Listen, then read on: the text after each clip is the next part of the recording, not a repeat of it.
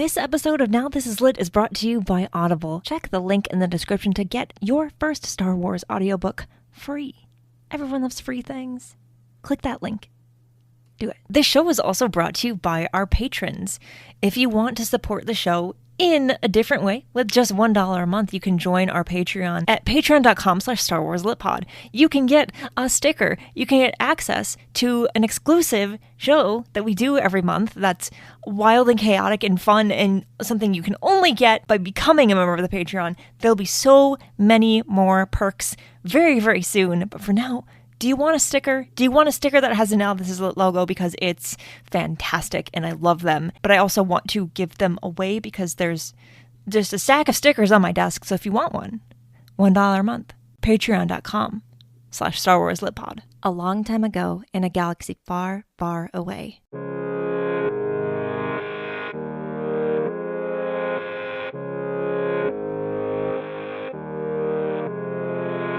You're listening to Now This Is Lit, a podcast about Star Wars books, the people who make them, and the readers who just can't get enough of them. I'm your host, Meg Dowell. I use she, her pronouns, and it is new Star Wars book day. Mace Windu, The Glass Abyss by Stephen Barnes, is out today. I feel like we've been waiting for this book for such a long time, and that's not a bad thing. I think it was worth the wait. Speaking of, here's my spoiler-free review of the book, with an interview with the author coming very soon. Enjoy.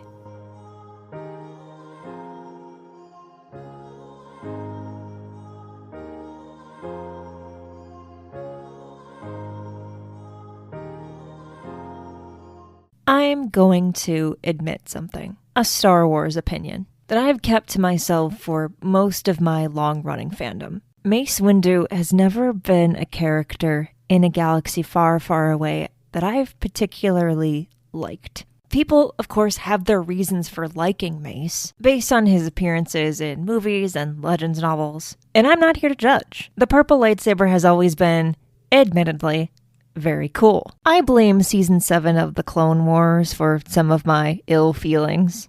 If you know, you know. But I'm happy to say, I'm feeling a little differently now toward the Jedi Master, thanks to The Glass Abyss. Stephen Barnes' novel, set in the aftermath of The Phantom Menace, paints a completely different picture of Mace Windu than we're used to from the Star Wars prequel films in particular. And that's a good thing. And something I think Star Wars books in general have a lot of freedom to do with characters primarily featured on the big screen first. In this book, Qui-Gon Jinn has just died. Because the two were friends, Mace is understandably still struggling to process that. So when he's handed a message from the late Jedi Master asking him to complete an important mission on his behalf, he immediately goes to fulfill the task. And what a daunting task it is. He finds himself on a devastated planet called Metagos, wedged between two sinister leaders on the verge of civil war.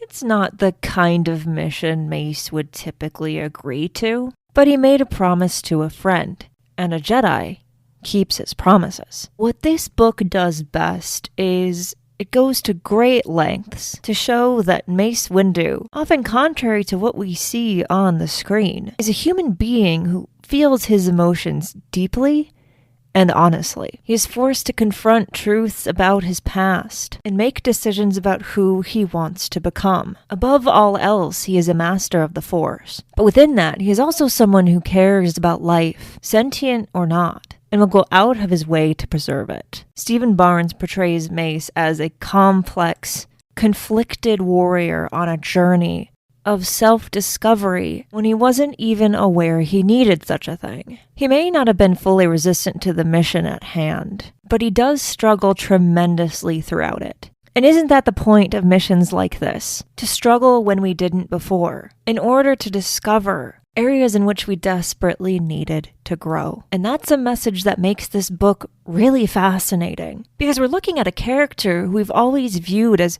powerful and borderline invincible. And yet he maybe barely survives the story because of the unfamiliar forces he's up against. I view Mace Windu differently now than I did a week ago when I hadn't read this book yet. To be able to encourage that dramatic change in perspective on a character that has existed for over 25 years is quite an impressive feat. Not to mention, Barnes is an intriguing writer who uses his own life experiences to challenge our perceptions on a lot of things we thought we knew about in Star Wars. Some people may not like that, but I do. A franchise of nearly 50 years needs to prompt us to think about things every now and then. The Glass Abyss is an isolated adventure that doesn't seemingly have a lot of impact on the galaxy outside of it. But I would argue we need more stories like this too. Not every Star Wars story has to be galaxy-altering.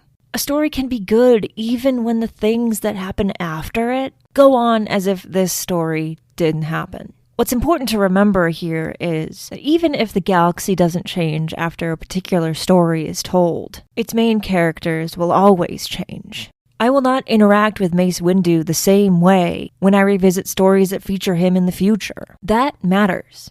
A character-driven story is just as impactful as one that moves the overarching plot forward. You'll love this book if you like the prequels, magic in Star Wars, heroes confronting their pasts, warriors fighting for a cause, wars between powers, neither of which are particularly good, and exploring new places in the galaxy we've never seen before. If you already like Mace Windu, I think you'll find this book particularly enjoyable. If you don't, well, who knows? You might come out the other side, liking him a little more than you did before. Star Wars Mace Windu, The Glass Abyss by Stephen Barnes is available today wherever you get your Star Wars books.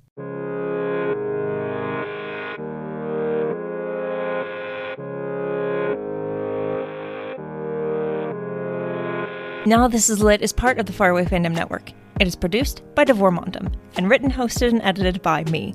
Jose Jimenez designed our podcast art. You can keep up with the show on Substack and Now This Is Lit, and find the show wherever you get your podcasts. There are so many ways you can support the show, and all of those ways are linked in the show description. The newest way is to become a member of our Patreon. For $1 a month, you can get access to an exclusive show and a sticker. And if we get 500 people to support the Patreon per month, I can hire an editor. That would be great for me, and maybe for you too. So if you'd like to support the show with just $1 a month, you can do it that way. Or you can just keep listening and sharing the episodes. That is also helpful, and I appreciate it. For more book reviews and Star Wars Book Celebration, follow Star Wars Book Reviews on Instagram and TikTok.